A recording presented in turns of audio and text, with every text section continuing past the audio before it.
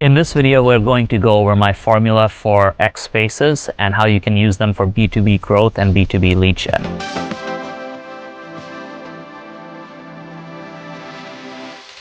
X spaces are probably one of the most underutilized B2B tools in the Web3 space. And the reason for that is a lot of B2B founders feel like X, it's not really a B2B platform. I should be doing LinkedIn or doing cold outreach. While you should definitely be doing those, X is extremely powerful, especially when it comes to spaces. So to give you an example, the last spaces I did, I got 2 qualified leads from that spaces. They tuned in. We were talking about a topic they really cared about. It's about node sales. So a couple of projects reached out to me after the spaces.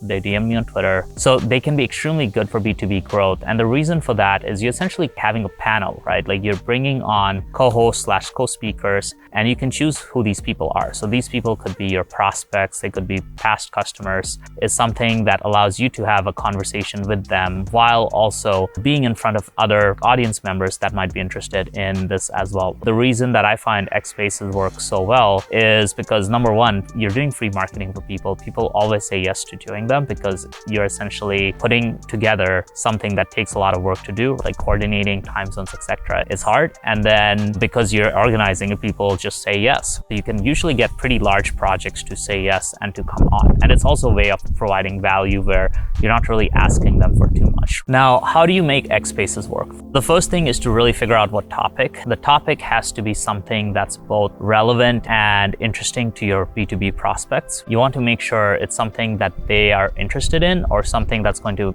essentially speaking about it and letting them speak about it adds value to them in some way. First is figuring out something that's an intersection between what they're interested in and what makes you look good. So for example, if you are an analytics provider or if you are infrastructure provider, let's say you provide a gaming SDK, etc., then talking about something such as gaming onboarding, like how do you onboard players to Web3 if you provide a wallet service, right, that allows for easy onboarding, that's like an easy topic because projects want to talk about, they want to talk about how they're tackling it. It also is something you can talk about because you provide a specific solution for that pain point. Try to figure out what pain point is interesting to them and interesting to you as well. You want to make sure it's broad enough that people are interested in listening. Topic has to be appealing to retail as well. So you kind of want to find that intersection of like, what do they want to talk about? What can you talk about that conveys authority and basically shows that you are great at what you do? And then what do retail care about, right? So try to find something that at least hit 2 of the 3, and that's like a great way to go about doing it. One of the big reasons why you do want to do these X Spaces, it will rapidly grow your X account. So you'll get a lot more engagement. You'll get a lot of followers from this. Usually when you're starting out as a smaller B2B project or B2B founder, you really need to only get, let's say, 3 to 4 other people or other projects. Make sure they come in with their project accounts. If you have too many people, it's hard to kind of moderate it. As time goes on, you can expand to like 5 or 6 total guests, but start small. Keep it to maximum 7 people. An easy spaces strategy is what I call the ecosystem advocate strategy. If you're a service provider in a certain ecosystem, putting together an ecosystem spaces is something that's well appreciated by everybody in the ecosystem. If you are in, the Solana ecosystem, you could do a spaces on Solana gaming, and you can probably get the Solana Foundation or some of the Solana gaming KOLs to join in as well. That makes you look good because now you're bringing everybody together. You get a lot of support for this. People love showing up for these. Yeah, you're appreciated because you put it together. So that's like an easy one that people are always going to say yes to. Let's talk about best practices for hosting a spaces. Like I mentioned before, you kind of need to get that one big project that's down for it first. And once you get them to say yes, then it's easier to get a bunch of smaller projects to tag along as well. So you really need that one medium to large size guest first. And usually that's like somebody who's an existing client, somebody you're already talking to. That's just makes it easier for you to get other guests on. A few other key tips are, number one, you do want to prep for the spaces beforehand. So you want to make sure you have your graphics. You want to make sure you have the post live with like, here's the time, here's the date, here's a graphic with all the speakers. So make sure to have that ready. You want to also ensure you have questions ready. When it comes to the actual spaces itself, there's a few key things to keep in mind. Number one is you want to warm up your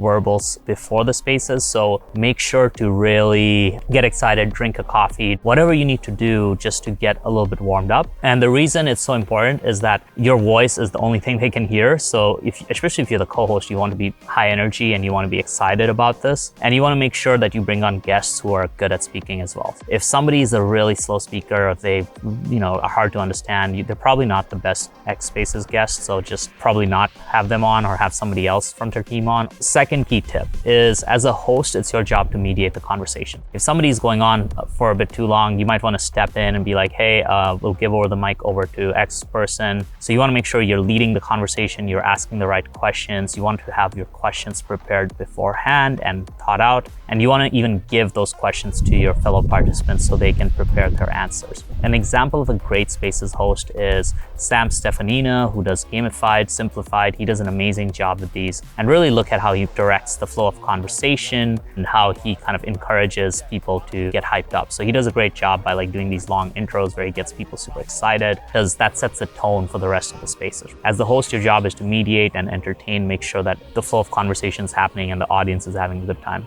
A good tip is, if you are opening up the mic to audience members, make sure that the questions are being directed to the right person, right? So for example, if the audience member asks a question, then you can step in and be saying, hey, I think this is a great question for X person to answer. You kind of want to direct things that way as well. In terms of the template or the structure, start with introductions. Basically introduce everybody, give them a chance to talk about their project for a minute or two. And then the last piece is, at the end of the Spaces, make sure to have some sort of call to action. So if you're hosting the Spaces, I would do something like, hey, go follow everybody else who joined the Spaces. And if you are a project that's looking to solve X pain point, reach out to me personally. I'll make sure you're sorted. So you want to make sure you, as the host, obviously get to show yourself, but also make sure to tell people to go follow the rest of the other projects as well. And in terms of audience questions, I would take them near the end of the show before you wrap up. Below this video, I've also linked to a Notion version of this Ultimate Web3 B2B guide. So in there, I have some notes, and you can go and copy some of these templates for your own use. But basically, 4 key things to impart to your fellow guests before the Spaces is: number 1, encourage them to bring high energy. Tell them to go do some jumping jacks, get a shot of coffee. Really emphasize that, hey guys, we want you to bring the energy on the Spaces. Number 2 is reach out to everybody and make sure they can join with their official account, or have a team member join with the official account. It's important to get this sorted out beforehand, because you don't want people to join with their personal account that has 1,000 followers, when if they join with their official account with 500,000 followers, you would get a lot more viewers. And this is something that I am surprised how many times people don't do this. So you have to, before the fact, reach out to them, be like, hey, can one of your larger accounts join, or your official account join? Just tell them and confirm them beforehand. I also recommend, in terms of discoverability, that they retweet your announcement post, or they kind of engage with it, and that will give it more engagement and reach as well. The last piece of advice is, we usually invite the 2 biggest accounts to co-host with us. That gives the biggest boost algorithmically, and then the smaller accounts are added as speakers. So guys, that's pretty much it for this video. The one final tip I want to leave you with is, make sure to turn your Spaces into content, so you can turn them into clips / little recaps, and you can really get a lot more juice out of them by taking the key insights and documenting them, whether it be in the form of short video clips, or a thread, or long written post.